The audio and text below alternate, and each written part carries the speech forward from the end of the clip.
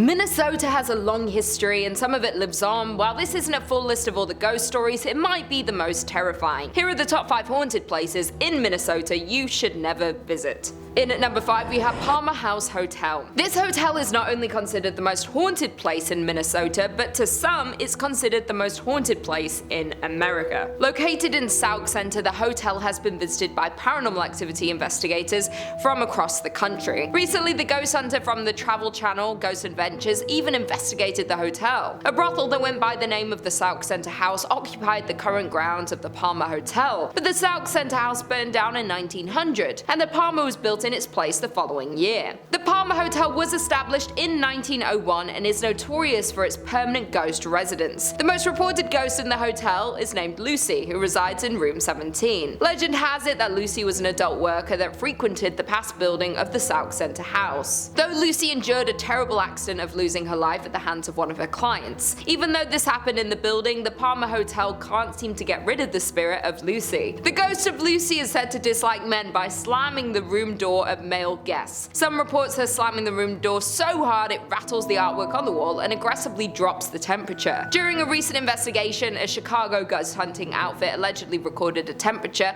of -1 degrees Fahrenheit during their stay. Additionally, there was a couple staying at the hotel that reported a horrifying ghost encounter in room 17, where the wife woke up in the night and suddenly saw a lanky man dressed in 1920s clothing standing at the foot of the bed. Other active areas include the bar in room 22, home to a spirit named Raymond, rumored to be Lucy's manager.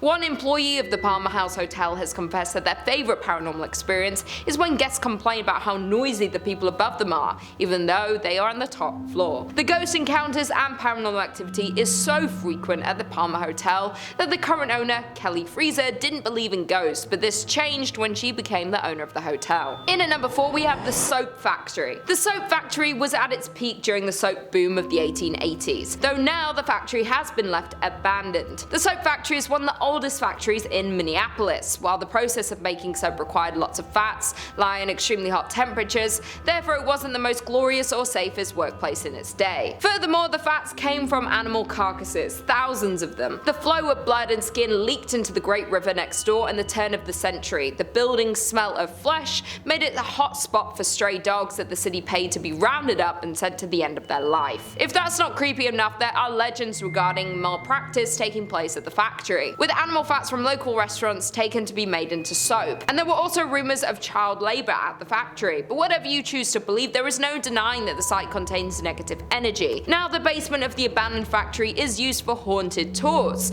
The tour is so scary in fact that guests have to sign a waiver and have to be 18 to go on the tour. In at number 3 we have First Avenue. Located in downtown Minneapolis, the building, which is now home to this nightclub, has a rounded front, is painted black, and has white stars on its sidewalls with the names of many of the musical talents who have done shows in one of these 3 event rooms found inside. Before it was famous for being a nightclub, the First Avenue was a Greyhound depot. The First Avenue legend has to do with the building's former self, the Great Art Deco Greyhound Bus Center that opened on 7th Street in 1937. The story goes that a young woman went to the station to meet her boyfriend who was returning home from World War II. When she was informed that he had died in combat, she ran into the restroom and ended her life due to heartbreak. In recent years, multiple First Avenue staffers have reported seeing a ghost in the washroom. The ghost has been reportedly described as a woman always in a green army jacket and sometimes seen dancing at the club along with other ghosts. Legend says that many homeless people died in the bus station as well, and they can be seen dancing with the women. There have been reports of another spirit haunting the nightclub. The staffers nicknamed this spirit Slippy, while this particular ghost is said to make a balloon appear from nowhere which then floats up and down the staircase on its own. Dave Schrader, a paranormal investigator, visited First Avenue to assess the paranormal activity in the building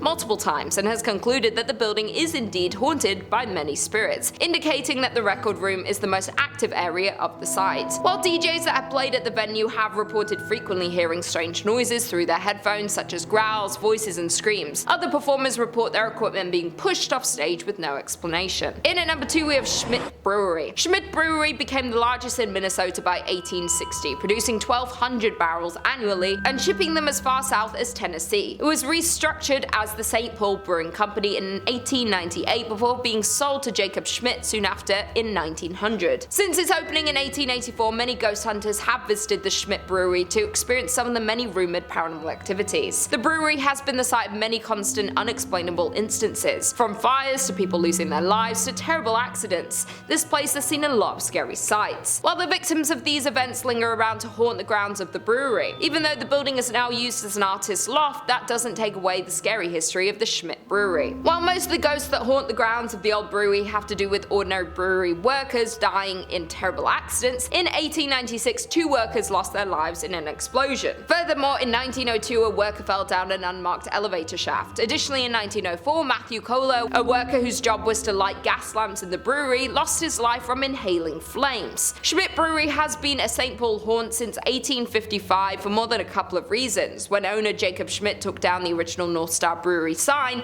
replacing it with his namesake, Jacob Schmidt Brewing Company. The entire brewery burned down a year later in 1900. Plenty of other bad luck would also follow on the grounds of the brewery, suspected due to the tragic death of many workers of the brewery. And finally, in at number 1 we have Forepaugh's restaurant. Known as the most haunted restaurant in Minnesota, the Forepaugh has a tragic story. Located in St. Paul, Forepaugh's was a high-end restaurant located in Irvine Park, and the restaurant is a beautiful Victorian mansion. Sadly though, the restaurant is now permanently closed. The dark stories about Forepaugh's restaurant hint that the historic mansion is seriously haunted. As the story goes, back in the late 1800s, Joseph Forepaugh had an affair with the mansion's maid, Molly. It was not long before his wife discovered this relationship and love for Mary. Therefore, the wife became extremely jealous of the servant and assigned Molly to do chores that would keep her away from the bedrooms and away from Joseph. Molly became pregnant and Joseph ended the affair, but Molly was so distraught about the whole situation that she ended her life. According to reports, she ended her life in the attic. Joseph was upset when he heard the news about Molly